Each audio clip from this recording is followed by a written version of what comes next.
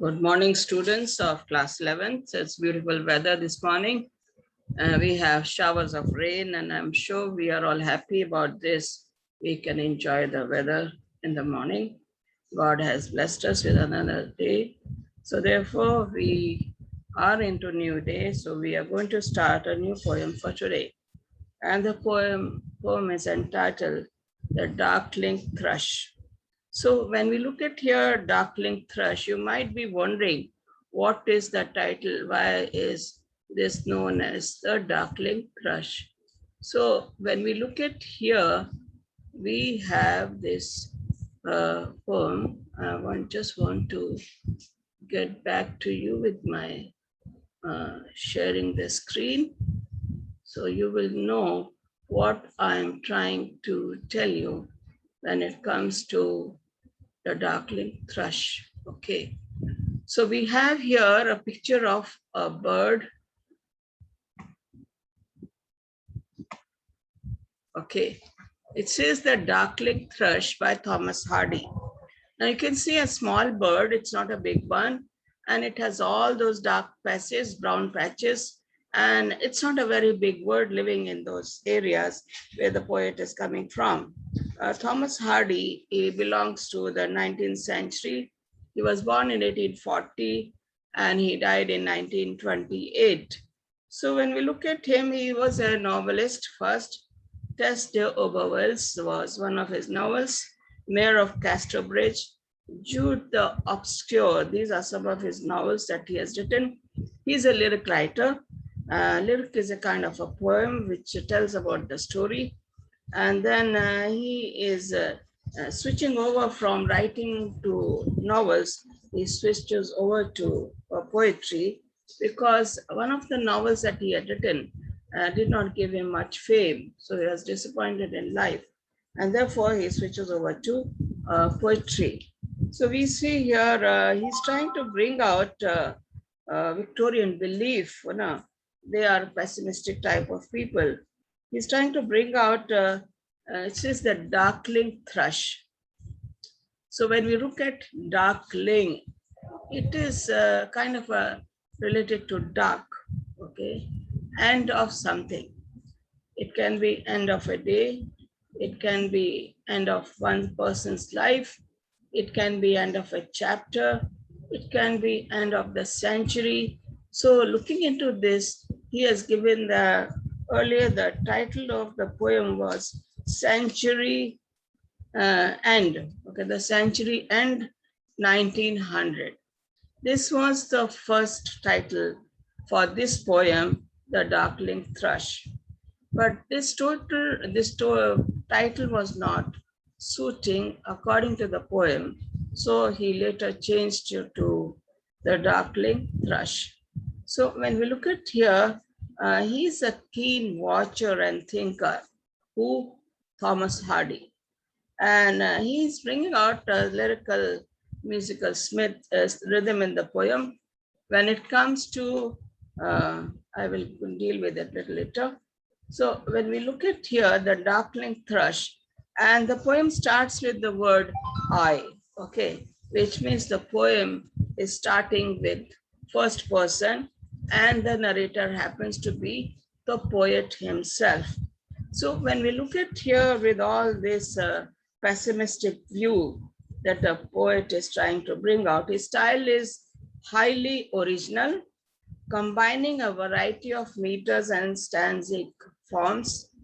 And his close friends were the famous poets like Robert Frost, W.H. Auden, Dylan Thomas, and Philip Larkin. So we will see some of those poems here in this course. It's a nature poem, just remember, the theme of hope. Okay, starting on a dark note and going with ending with a hope. And as a poem begins with a bleak picture of despair and dejection. And as the poet describes in lyrical descriptive detail, the dying of the old world. I said darkling, something to do with the end. Okay. And it says, dying with the old world at the turn of the century. Now, this was the period where industrial revolution also was in the form. And people were not happy. The turn of events taking place in the industrial revolution, and therefore there was despair, dejection, destruction, life, and all these things are coming into the minds of the people living in the Victorian age. So when we look at here, the poem is starting on a darkling note, on a despair, hopeless state, pessimistic view of the poet. We see a thrush, a little bird, is singing and bringing hope, love, and joy, changing the total perspective of the poet Thomas Hardy. And he's also brought out the landscape. So when we look at the landscape, and this is the landscape where you can see a poet standing and leaning against a gate. And that gate, what you see here, refers to the woods, okay? Gate to the woods. Now we see the life in the woods is all, we see only the wildlife, we see only the trees, we see the forest, we see the mountains, we see everything is, isolated. So he is leaning over there, and the time of the day is evening. He sees no life is outside when he sees the landscape out. Everything is white. It looks like haunted. And he uses some of the words in the poem which tells us that the landscape, even though it's very beautiful, covered with full snow, the trees are barren with no leaves on that, only the branches. And among all those areas, we see a small thrush sitting and singing a song of joy and hope. So this is what we see in this poem. And this was written on December 29, 1899. Please remember the date. December 29, 1899. So you can see he's also in despair because he's worried. The old century is passing by. And what is going to happen to the new century, which is the 19th century? So that is why the poet is in despair. When we look at here, Thomas Hardy, we go on with, now you see, keep a picture in your mind when you look at this particular picture. And this happens to be the poet leaning against a gate. Let's move on to our poem now. And when we look at here, he says, I leant upon a coppice gate when frost was spectre gray and winter's dregs me desolate, the weakening eye of the day. The tangled brine stamps scored the sky like strings of broken lyres, and all mankind that haunted nigh had sought their household fires. So when we look at here, the weather is intense cold. Every person is inside. They said, I leant upon a coppice gate. Now, coppice gate is a wooden gate. It's not very strong. And when we look at here, he is leaning against this wooden gate and watching the landscape, okay? He says, there's no sunlight. Sunlight is fading. This is the close of the day. So therefore he says, when frost was spectre gray. Now when we look at here, he's leaning upon a coppice gate, and then he says it was a spectre gray. Now when we look at the old person, a young person, he looks vibrant, full of energy and enthusiasm. But when the person begins to grow old, his hair become gray. And so here, when the evening has come, there is the sunlight which has faded, and everywhere he can see despair. Gray means despair, desolate, okay? He says, and winter's dregs made desolate. Now the evening has come, there's no more sunlight, there's a weakening eye of the day. Now weakening eye of the day is what? Sunlight fading into the night. Day is almost over. And so therefore, when there is no sunlight, and every life, which is outside, every living thing which is outside tries to go into their homes. The tangled vine stems toward the sky. Okay, now here it says the life is what? All into, it's all tangled, okay? It's not an easy life. And he says destructive. He has in his mind is the destruction which is coming around. Tangled vine, stems of the climbers, okay? Now, when we look at the trees are without any shape, as I showed you in the thirst, it says no leaves are there, if you can see here. And then it says tangled vine stems, okay? Those climbers which are going up the trees, reaching up to the height of the sky, they are like strings of broken lyres, okay? Comparing the tangled vine to the strings of broken lyres. Now, you open your Google and you see, put Lyres, okay, lyres. Okay, lyres is a musical instrument. It says broken lyres. That means one or two of those strings are broken, and therefore these climbers which were reaching to the height of the sky are like the broken lyres. Okay, it's a comparison. The simile is here. One or two of the strings of, it looks like a harp, it has the strings and you can play a beautiful music coming out of it. But this is not giving any beautiful music because the vine stems have life like the broken lyres. And all mankind that haunted nigh, okay, all mankind, human life, living animals and insects and every living things, including the human beings, they're looking like the haunted night. They're all inside their homes. And so the outside view of where the poet is standing, leaning against a gate, it looks like a haunted view. He says, had sought their household fire. Now these mankind, they have gone inside their home because the day is closing. It's the weakling of eye of the day. And everyone is sitting near the fire and enjoying their life. So this is what he says when he talks about the first stanza. Let's move on to the second stanza. And here he says, century is passing compared to the sense of the loss of life. Now, when we look at here, let me just give you a brief before I come into my stanza. It says here, the land's sharp features seem to be the century's corpse outlined. Okay. Now here it says, you cannot lean on the century which is just dying out. Okay, 18th century is coming to an end.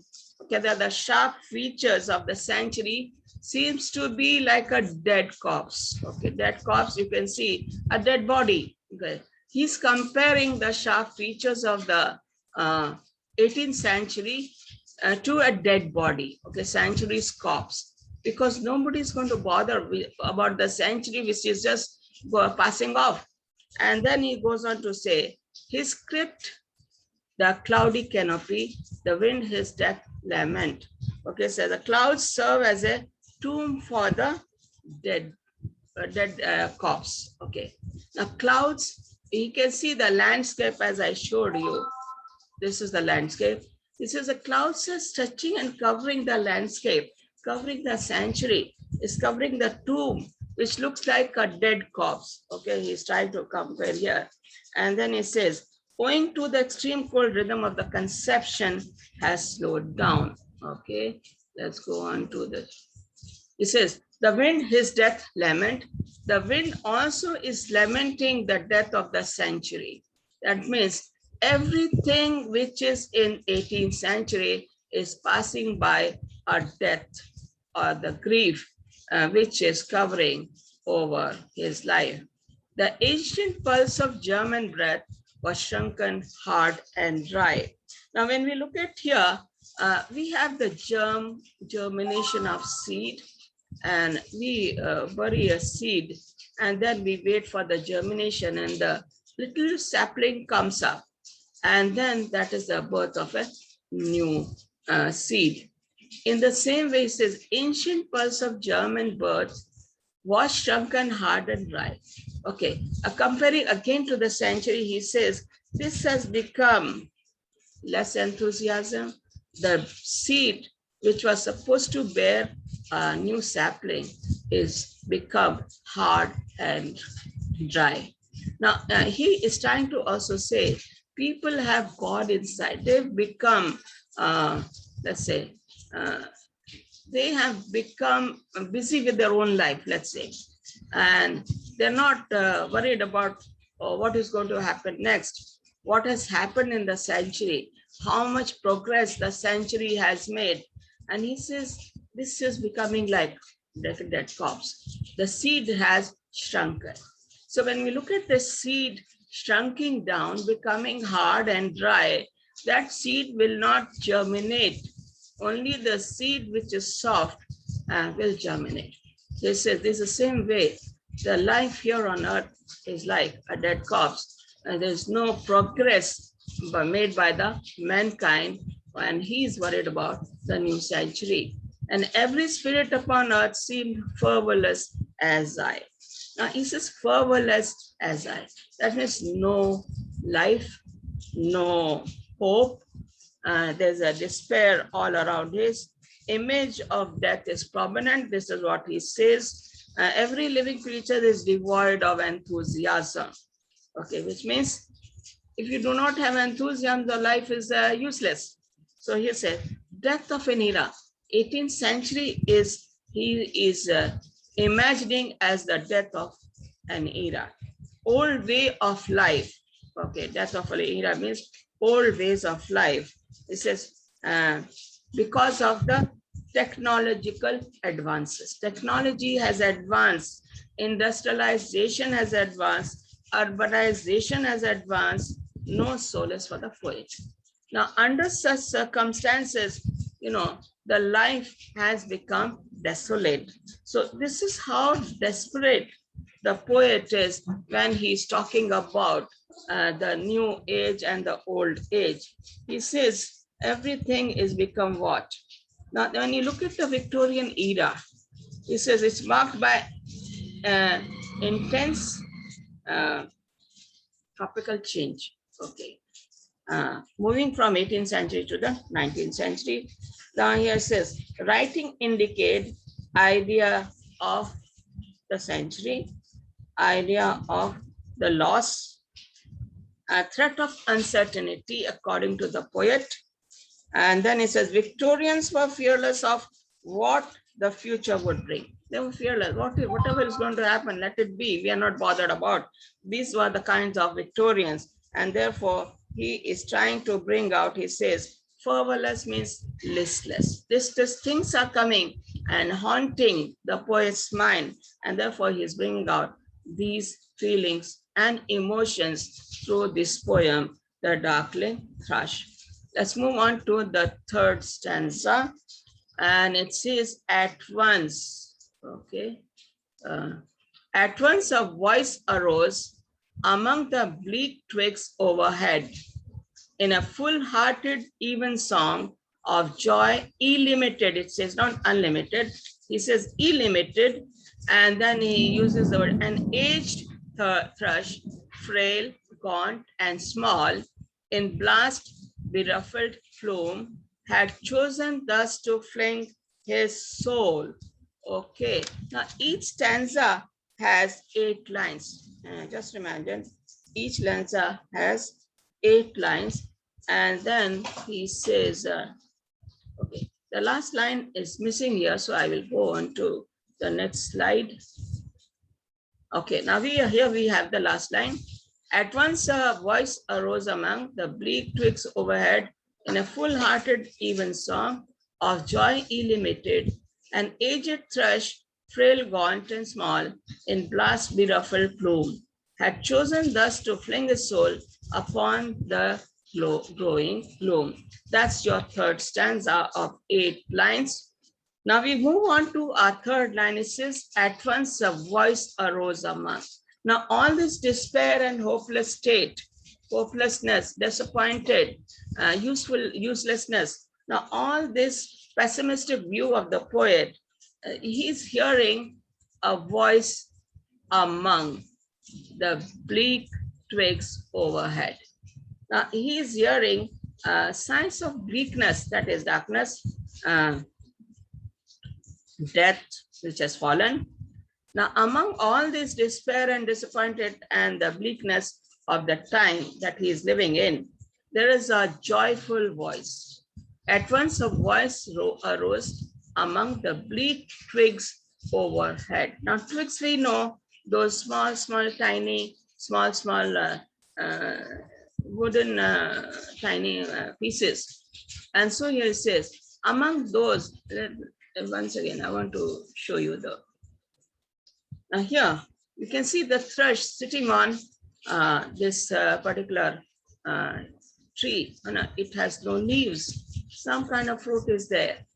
And when we look at here, okay, another picture of the thrush. It's a small bird, okay, not a very big bird, but he is hearing, trying to see from where this sound is coming. A beautiful sound is coming. And then it says, it is a weak aged old bird. Okay, we go again, go back to our, okay. Now here's a bleak twigs overhead. Okay, that's where the bird is sitting in a full-hearted even song. Now, even song is the song of the evening. The bird is able to sing this song of joy, illimited. Okay, illimited, you can say unlimited. An aged thrush. Now we see here, what kind of bird it is? Aged, old, aged. Okay, weather is very, you can't stay out in the weather. The dew is falling. And so here he calls the bird is a tiny bird, very aged, very old.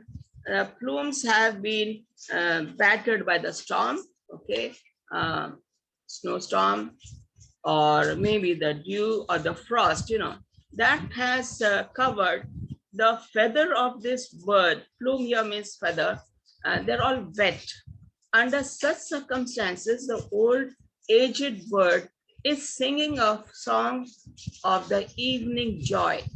She's able to see under the haunted circumstances, she's able to see the kind of life that she wants to live, a kind of joy that she wants to give. And so here the poet is trying to see a voice from where it is coming. An aged thrush, frail is very weak, gaunt, not very strong, and small. In blast beautiful plume, okay, her plumes, feathers are all wet, had chosen thus to fling his soul, sing from the heart upon the growing gloom. Everywhere there is despair, there darkness, there depression, disappointment. Among such conditions which the poet is experiencing, this particular bird is able to sing her heart out. There's a contrast between the poet's feeling and the bird's feeling. Poet is thinking about what is going to happen in the new age and what has happened in the past age. And he is trying to get his emotions bring out here. And he says, when we look at the bird, she has nothing to worry about. She has nothing to worry about the age which is passing by. She has nothing to worry about the age which is coming by. And a lot of things happened in 19th century. Death of Queen of England, I think it was Queen Victoria. And this happened on the January 1st or 2nd, 1901. Okay, that's how the poet is made to think in a pessimistic view. Now let's go on to the last stanza. This is so little cause for caroling. Now this bird is able to sing. She is trying to bring joy and hope in the life of the poet. trying to see that the poet tries to come out of this kind of feeling that he has. Okay. Now here says, so little cause for caroling. Now you see here caroling, we have the carol singing when it is Christmas time. So here he's imagining when the bird sings, maybe she's singing about the carol. So little cause, there's hardly any reason to sing the carol songs. And then it says, no signs of hope or joy to justify the song of the bird. The bird is singing, but feelings of the poet remains the same. And so, but the contrast, bird is full of joy when she sings. Poet is not able to think in terms of the bird. There is nothing in the earth which could make the bird sing so sweetly. Nothing. Landscape is all dry. The trees are dry. The weather is all hopeless. Every life has gone inside. We cannot see any life out. It's the evening passing of the century. What can the bird, why the bird can sing such a beautiful song? There's nothing on the earth which could make the bird sing so sweet. For bird, nothing, but yet she sings. Nothing. Caroling are the carol singing. And then he goes on to say, was written on the terrestrial thing, afar or nigh around. Okay, nothing is written. The ecstatic is the joyful sound of the bird. Terrestrial is the earthly things of the world. Afar or nigh, they must be far or they must be nearby. Okay, he says that I could think they tremble through this happy good night air. Now, the listener is the poet, and he's able to think in terms of the bird. Now, speaker sees the no sign of hope. The bird has the hope. Speaker, he recognized the bird knows more than. Ultimately, the poet is able to think, oh, this bird knows more than me. So therefore, he's able to not think on a joyful note. That I everywhere in the poem refers to the poet. That I could think that tremble through this happy good night air. Even though the night is approaching, even though no life is outside, but the bird is able to sing a song of joy and happiness and bidding a good night to the air. Some blessed hope whereof he knew, and I was unaware. Whereof he knew here means bird. Bird knows somewhere some joy is there, and therefore the bird is able to sing. But I was unaware. I was not aware of what bird has in his mind, but I was all disappointed in life. So when we look at here, at the end, he says that there are blessed hope. He uses the word, some blessed hope. Now, blessed hope refers to faith, hope, and charity. When we look at in the Bible, 1 Corinthians 13, it says the last line of that Bible, it says, faith, hope, and charity. The greatest is love. Charity here means love. So here he is able to tell what is important for one's life. The life is full of joy, happiness.